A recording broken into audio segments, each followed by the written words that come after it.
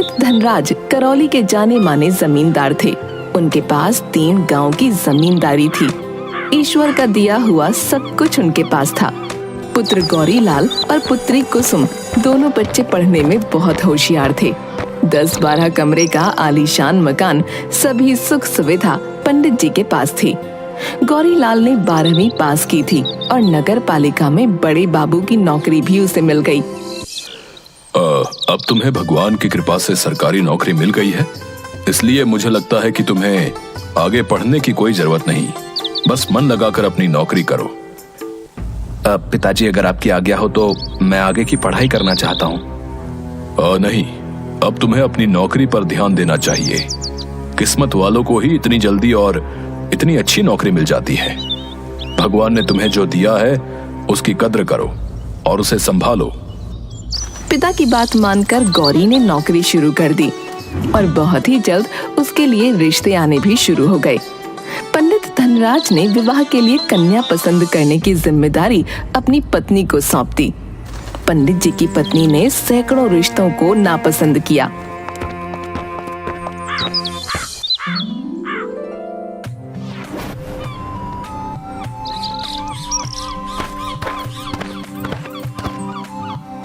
और अंत में मथुरा की लता उन्हें पसंद आ गई। अभी तुम्हें और कितनी लड़कियां देखनी है? तुम्हें तो कोई रिश्ता पसंद ही नहीं आ रहा। मुझे मथुरा वाला रिश्ता अच्छा लग रहा है। लड़की सुंदर है, संस्कारी है और मुझे पहली नजर में ही पसंद आ गई। बस आप चलकर इस रिश्ते को मोहर लगा दीजिए। अब धूमधाम के साथ लता और गौरीलाल की शादी हो गई और लता विदा होकर अपनी ससुराल करौली जाती है। शादी की रात को महिलाएं लता को उसके कक्ष में छोड़ने जा रही होती हैं। तो अचानक लता का चेहरा सफेद पड़ जाता है और वो बेहोश होकर गिर जाती है। क्या हो गया बहू को अचानक? ये बेहोश कैसे हो गई? पता नहीं, अभी तो ठीक थी, अचानक से जोर जोर से कांपने लगी और इसका चेहरा तो देखो, बिल्कुल सफेद पड़ गया। लता को अस्पताल में भर्ती किया जाता है। दूसरे दिन दोपहर के समय लता को होश आता है और अपने आप को अस्पताल में देख उसे बड़ा आश्चर्य होता है। मुझे क्या हुआ था जो आप मुझे अस्पताल में लेकर आए हैं? भाभी, आप बेहोश होकर गिर गई थी। हम सब बहुत डर गए थे। आप कैसी हैं? अब तुम्हारा जी कैसा है बहू? अब तो ठीक लग रहा है, बस थोड़ी कमजोरी महसूस हो रही है। भगवान का लाख लाख धन्यवाद, तुम ठीक हो गईं। हम तो घबरा ही गए थे। गौरी, अब मैं घर जाती हूँ, तुम बहू के पास रहो। तुम्हारे पिताजी को एक खबर देनी होगी कि बहू का स्वास्थ्य अब ठीक है। वो बहुत चिंतित थे और मैं घर जाकर कुछ खाने के लिए बनाकर भेज देती हूँ। तुम लता को खिला देना और खुद भी खा लेना। कुसुम अपनी माँ के साथ घर चली जाती है। अब कैसी तबीयत है? अब तो बिल्कुल ठीक हूँ। समझ में नहीं आता कि मुझे क्या हुआ था। पहले तो कभी ऐसा नहीं हुआ। कुछ खाने का मन कर रहा हो तो मैं लेकर आता हूँ। नहीं, मेरा मन नहीं है। हाँ, अगर सेब मिल जाए तो ले आइएगा। गौरीलाल अस्पताल के बाहर खड़े ठेले वाले के पास सेब लेने जाता है। सेब का मौसम नहीं था, इसलिए बाजार में सेब अच्छे नहीं आ रहे हैं। एक काम करो, इनमें से अच्छे आधा किलो सेब दे दो। लता आंखें बंद करके लेटी हुई थी और उसके सर के पास रखी हुई मेज पर अच्छे किस्म के सेब रखे थे। ये सेब कौन दे गया लता? बिल्कुल ताजा सेब है। मुझे तो ऐसा सेब पूरे बाजार में नहीं मिला। मुझे नहीं पता, मैंने तो किसी को सेब रखते हुए देखा ही नहीं। गौरीलाल को बड़ा आश्चर्य हुआ। उसने इधर उधर वार्ड में जाकर देखा, कोई परिचित व्यक्ति भी नहीं मिला जो सेब रख गया हो। खैर जो भी हो, उसने सेब काट कर लता को खाने को दिया और खुद भी खाया। सेब बड़े स्वादिष्ट थे। शाम को कुसुम लता के लिए दूध और दलिया लेकर अस्पताल पहुंची और देखती है एक प्लेट में दलिया और एक बड़ा ग्लास दूध लता के सिरहाने रखा था। क्या भैया, इतनी जल्दी थोड़ी मची थी? मैं तो दूध और दलिया लेकर आ ही रही थी ना। तुम्हें बाजार से लाने की क्या जरूरत थी? कैसा बाजार और कैसा दूध दलिया? मैं तो यहाँ से कहीं गया ही नहीं। कहते कहते उसकी नजर पलंग के पास रखे दूध के गिलास और दलिया पर पड़ी। अरे इसे कौन रख गया? ताज्जुब है, मैं इसी बेड पर बैठा हूँ और न जाने कौन रख जाता है। इसके बाद उसने सबके बारे में भी कुसुम को बताया। कोई तुम्हारा परम मित्र होगा जो भाभी का इतना ख्याल रख रहा है। दूसरे दिन सुबह लता अस्पताल से घर चली जाती है। अब वो पूरी तरह स्वस्थ थी। शाम के समय गौरी लता के कमरे में गया तो लता ने मुस्कुराते हुए उसका स्वागत किया। गौरी पलंग पर बैठ गया और इधर उधर की बातें करने लगा। थोड़ी देर के बाद जैसे ही उसने लता का हाथ पकड़ा, उसे एक झटका लगा, जैसे शरीर में करंट दौड़ गया हो। उसने लता की ओर देखा। लता की आंखें लाल और चेहरा भयानक हो गया और लता बहुत भयानक आवाज में बोलने लगी। चले जाओ यहाँ से, दोबारा कभी इसे हाथ लगाने की कोशिश मत करना। आज तो सिर्फ करंट लगा है, अगली बार प्राण देने पड़ सकते हैं। चले जाओ यहाँ से, ये सिर्फ मेरी है और किसी की नहीं। गौरी भागकर कमरे से बाहर आया। माँ, कहाँ हो तुम? जल्दी आओ इधर। क्या हो गया? कितने घबराए हुए हो? बहू तो ठीक है ना? पता नहीं, मुझे कुछ समझ नहीं आ रहा। मैं कमरे में गया तो वो बिल्कुल ठीक थी और जैसे ही मैंने उसका हाथ छुआ, मुझे बिजली का करंट लगा और लता की आंखें बिल्कुल लाल हो गई और उसका चेहरा बहुत डरावना सा हो गया था और वो अजीब भयानक आवाज में बोल रही थी। तू क्या बकवास कर रहा है? चल मेरे साथ। दोनों कमरे में जाते हैं। कुसुम भी उनके पीछे दौड़ी। अरे ये क्या हुआ भाभी को? ये तो बेहोश पड़ी है। लता की सास लता के मुंह पर पानी डालती हैं, जिससे लता को होश आ जाता है। आप सब यहाँ? क्या हो गया था? मुझे कुछ हो गया था क्या? भाभी आप फिर से बेहोश हो गई थी। बेहोश? मुझे तो कुछ भी याद नहीं आ रहा। मुझे क्या हुआ था? तुम परेशान मत हो बेटा, आराम करो। तुम्हारी तबीयत शायद अभी पूरी तरह से ठीक नहीं है। वो सीधा पंडित जी के पास जाती है और पंडित जी को सारी बात बताती हैं।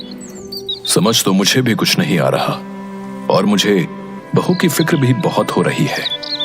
बेचारी अभी तो अपने माँ बाप को छोड़कर आई है और उसकी तबीयत खराब हो गई। मैंने उसकी बीमारी की खबर तार के जरिए उसके मायके भेजी है। उम्मीद है कि कल या परसों में उसके माँ बाप यहाँ आ जाएंगे। आपने बहुत अच्छा किया। हो सकता है माँ बाप से मिलकर उसकी तबीयत थोड़ा संभल जाए। तार मिलते ही लता के माँ बाप आते हैं और बातें शुरू होती हैं। लता को अब तक तो ऐसी कोई बीमारी नहीं हुई। यहाँ आते ही पता नहीं क्या हुआ। हमने डॉक्टर वर्मा को दिखाया था, पर बीमारी उनकी पकड़ में नहीं आ रही। डॉक्टर वर्मा इंग्लैंड से डॉक्टरी पढ़कर लौटे हैं और यहाँ के बहुत बड़े डॉक्टर हैं। घटना के लगभग 12 घंटे बाद लता फिर से स्वस्थ हो गई। भाभी आज तो गुलाब जामुन खाने का मन कर रहा है, आप भी खाओगी ना? भैया से कहकर बाजार से मंगवा लेते हैं। लता मुस्कुराती है और कुछ कहना चाहती है कि तभी दोनों ने देखा कि कमरे में एक थाल घूम रहा है और बीच में रखी टेबल पर आ गया। उसमें 6-7 बड़े बड़े गुलाब जामुन रखे थे। दोनों डरकर जोर से चीखती हुई बाहर भाग गईं। क्या हुआ? तुम दोनों ऐसे चीख क्यों रहे हो? कुसुम ने गुलाब जामुन के थाल की ओर इशारा किया, लेकिन उसके मुंह से कुछ आवाज नहीं निकल पा रही थी। कौन लाया इन गुलाब जामुनों को? तभी वहां घर के बाकी लोग भी उन दोनों की चीख सुनकर आ गए। कुसुम गुलाब जामुन वाली सारी बात सभी को बताती है। सब दूसरे कमरे में बैठे सलाह कर रहे होते हैं। बहन जी, मुझे तो कोई भूत की करतूत मालूम होती है। आज तक तो हमने इस घर में भूत नहीं देखा बहन जी। भूत कुछ नहीं होता है, मैं नहीं मानता। हाँ, अगर भूत मेरे लिए रबड़ी का दोना मंगा दे तो मैं भी मान जाऊंगा। सब हंसने लगते हैं। तभी कमरे का दरवाजा अपने आप खुलता है और रबड़ी के 5-6 दोने हवा में उड़ते हुए कमरे के अंदर आ जाते हैं और कमरे का चक्कर लगाकर वहां रखी मेज पर स्थिर हो जाते हैं। सबके चेहरे का रंग उड़ गया सभी लोग कमरे के बाहर निकल आए। सबको समझ आ गया कि ये बुरी आत्मा है और सब ये भी समझ चुके थे कि लता तभी बीमार होती है जब गौरी उसके कमरे में जाता है। गौरी ने लता के कमरे में जाना छोड़ दिया। पंडित अपने मित्र से सारी बातें बताते हैं। धनराज, तुम परेशान मत हो। मैं कानपुर के एक प्रसिद्ध ओझा को बुला लेता हूँ और वो आते ही तुम्हारे पूरे घर का निरीक्षण करेंगे। दूसरे दिन ओझा पंडित जी के घर पर आता है और पूरे घर का निरीक्षण करता है।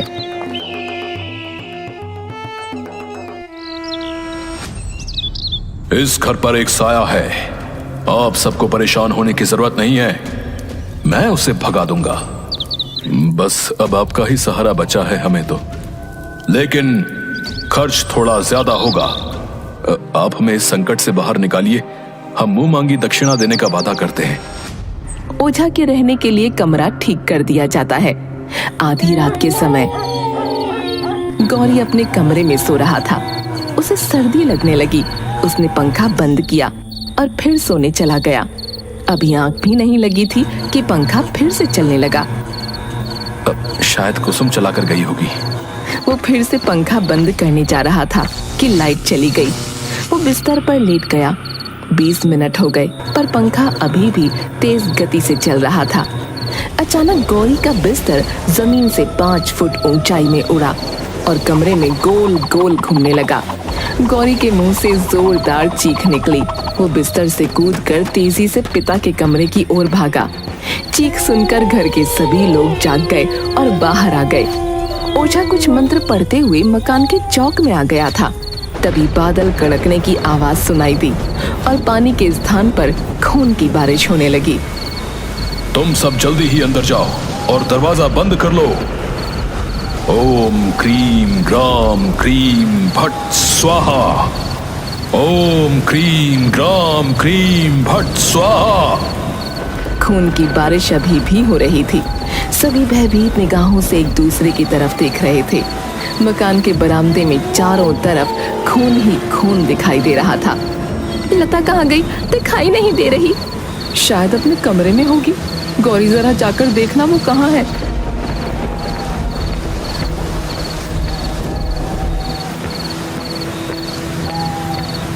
लता अपने कमरे में नहीं है। मैंने उसे रसोई घर, हॉल, ड्राइंग रूम, पूजा घर सब जगह ढूंढ लिया पर पता नहीं कहाँ चली गई। अब तक खून की बरसात भी बंद हो चुकी थी। सभी लोग लता को ढूंढ रहे थे। हवेली का दरवाजा अंदर से बंद था। कुंडी लगी थी। इससे ये तो निश्चित था कि लता हवेली के अंदर ही है। सब लता को ढूंढ रहे थे। पहली मंजिल पर बने एक कमरे का दरवाजा खुला दिखाई दिया। कमरे के अंदर लता मुंह के बल बिस्तर पर बेहोश पड़ी होती है। उसे होश में लाया जाता है। लता, तुम यहाँ कैसे आई? तुम तो अपने कमरे में सो रही थी और तुम्हें इस कमरे की चाबी कहाँ से मिली? लता आश्चर्यचकित होकर सबका मुंह देख रही थी। मुझे नहीं पता मैं इस कमरे में कैसे आई। कोई बात नहीं बेटा, तुम परेशान मत हो। आज के बाद लता को कोई 1 सेकंड के लिए भी अकेला नहीं छोड़ना। हर समय घर का कोई ना कोई सदस्य उसके साथ रहेगा। क्योंकि घर की औरतें घटनाओं से बहुत ज्यादा भयभीत हो चुकी थीं, इसलिए लता के साथ रहने की जिम्मेदारी गौरी को दी गई। 2 दिनों तक घर में सब कुछ शांत था। तीसरे दिन लता नहाने गई और गौरी बाहर कुर्सी पर बैठा अखबार पढ़ रहा था। तभी उसे सफेद कपड़े पहने हुआ एक व्यक्ति बाथरूम की ओर जाता दिखाई दिया। कौन हो तुम और बाथरूम में कहाँ जा रहे हो? मैं लता का प्रेमी हूँ और उससे मिलने कहीं भी जा सकता हूँ, लेकिन लता ने मुझे तुम्हारे बारे में कभी नहीं बताया। वो बहुत भोली और मासूम है। उसे तो आज तक नहीं पता कि मैं उससे कितना प्यार करता हूँ। कौन हो तुम और लता को कैसे मिले?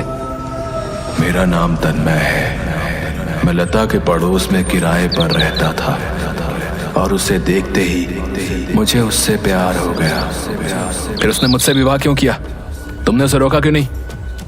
उसने तुमसे विवाह अपने घर वालों की मर्जी से किया है। मैं कुछ समझा नहीं। तुम कहना क्या चाहते हो? क्या लता के माँ बाप उसका विवाह तुम्हारे साथ करने के लिए तैयार नहीं थे? आज तुम्हारी जगह मैं लता का पति होता, अगर मेरी जिंदगी में वो दिन नहीं आया होता।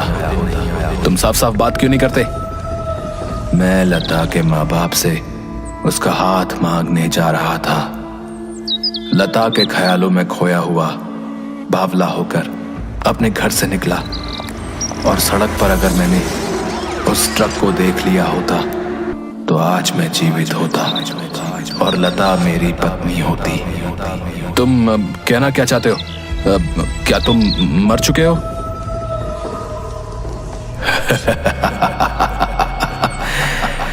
मैं मरकर भी जिंदा हूं, क्योंकि लता का प्रेम और उसका मासूम चेहरा मुझे मार कर भी मुक्ति नहीं लेने दे रहा, और मैं उसे पाकर रहूंगा किसी भी कीमत पर। अगर तुम्हारी पत्नी होने से तुम्हें सारे हक मिल गए तो मैं भी लता के साथ विवाह करूंगा और उसका पति बनूंगा। तुम क्या बकवास कर रहे हो? लता मेरी पत्नी है, मैं तुम्हें छोड़ूंगा नहीं।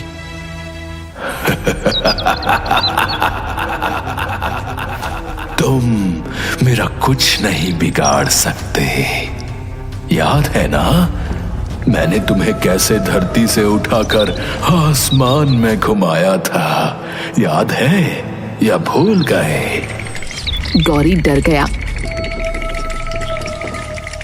आज से 3 दिन बाद दिवाली है, और मैं दिवाली के दिन लता से विवाह करने के लिए बारात लेकर आऊंगा, और तुम सबके सामने उससे विवाह करूंगा। इतना कहकर तन्मय वहां से गायब हो जाता है और गौरी वहीं पर बेहोश हो जाता है। लता बाथरूम से बाहर आती है और गौरी को बेहोश देखकर जोर से चीखती है। घर के सभी सदस्य वहां आ जाते हैं। गौरी होश में आता है और वो सारी बातें बताता है। ये तन्मय कौन है? लता, क्या तुम उसे जानती हो? नहीं माँ, मैं तन्मय नाम के किसी लड़के को नहीं जानती, और मैंने कभी ये नाम पहले सुना भी नहीं है। हम सब ने ये नाम कभी नहीं सुना। पता नहीं तन्मय कौन है, कहाँ रहता है, हम उसके बारे में कुछ नहीं जानते। बहन जी, हमें अपनी बहू पर पूरा विश्वास है और हम इस मुश्किल से उसे बाहर निकाल कर ही रहेंगे। आप हम पर भरोसा रखिए। ये बड़ी ही सिद्धि और दुष्ट आत्मा है जो आपकी बहू लता के ऊपर फिदा है, परंतु आप सब फिक्र मत कीजिए। मैं कल एक अनुष्ठान करूंगा और उसके बाद इस सिद्धि आत्मा का खेल हमेशा के लिए खत्म हो जाएगा। बाबा, यदि आपको जरा भी संदेह हो तो आप किसी को अपनी सहायता के लिए बुला लीजिए। मुझे किसी प्रकार का कोई संदेह नहीं है, और इस तरह की आत्माओं को भगाने के लिए मैंने अपने गुरु गंगाधर जी से उचित शिक्षा प्राप्त की है। विश्वास रखिए, मैं आपको इस मुश्किल से मुक्त करूंगा। दूसरे दिन सुबह अचानक से ओझा के कमरे से चिल्लाने की आवाज आने लगती है। सब दौड़कर ओझा के कमरे की ओर जाते हैं, जहां ओझा पंखे से उल्टा लटका हुआ था। उसके दोनों हाथ एक दूसरे से बंधे थे। छोड़ दो, मुझे छोड़ दो, मुझे माफ कर दो। मैं आज ही यहाँ से चला जाता हूँ और कभी लौट कर नहीं आऊंगा। तभी कोई ओझा को पंखे से घुमाकर जमीन पर फेंक देता है। गौरी उसे अस्पताल में भर्ती करा देता है। अब क्या होगा? अब हमें इस बुरी आत्मा से कौन बचाएगा? फिक्र मत करो, मैंने गंगाधर जी को लेने के लिए कल ही आदमी भेज दिया है। भगवान ने चाहा तो वो जल्द ही यहाँ आ जाएंगे। लेकिन उनका पता कैसे मालूम चला? मैंने कल ओझा से गुरुजी का पता पूछकर आदमी को उन्हें लेने भेज दिया था। दिवाली का दिन आ गया। सब बहुत ज्यादा परेशान होते हैं। पूरा दिन घर में शांति का माहौल था। शाम के वक्त आसपास के घरों में दिया बत्ती जलने लगी। तभी पंडित जी की हवेली के बाहर बाजे की आवाज सुनाई देती है। सब बरामदे की तरफ बढ़ते हैं। तभी हवेली का दरवाजा अपने आप खुलता है और बाजे की आवाज हवेली के अंदर जोरों से आने लगती है। पलक झपकते ही वहाँ बहुत सारे कंकाल सरकटे शरीर नाचने लगते हैं और तन्मय गौरी को दिखता है जो दूल्हे के भेष में होता है।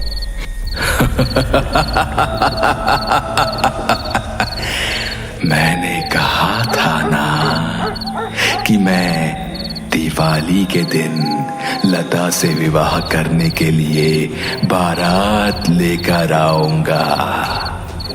देखो, मैं आ गया। इस अजीब सी बारात को देखकर घर की सारी औरतें बेहोश हो जाती हैं।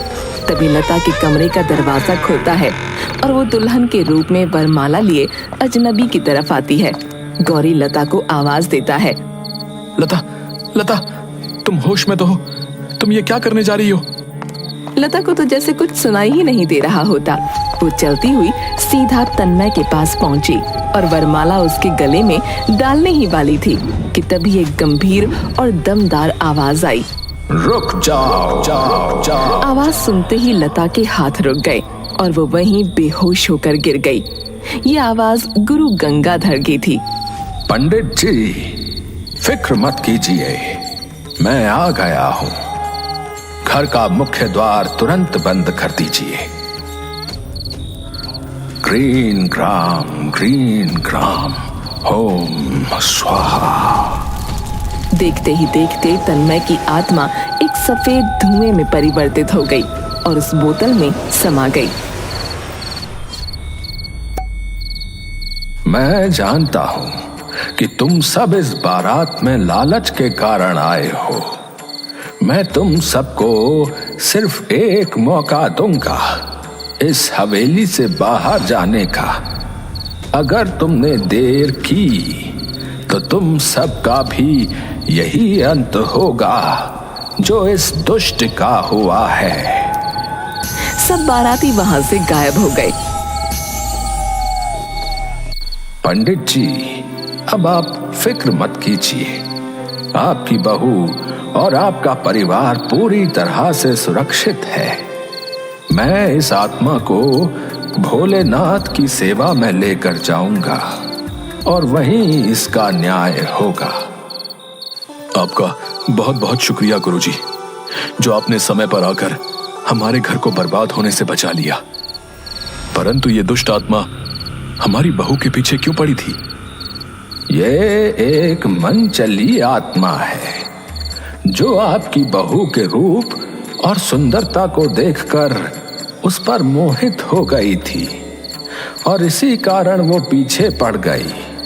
परंतु अब डरने की कोई जरूरत नहीं है।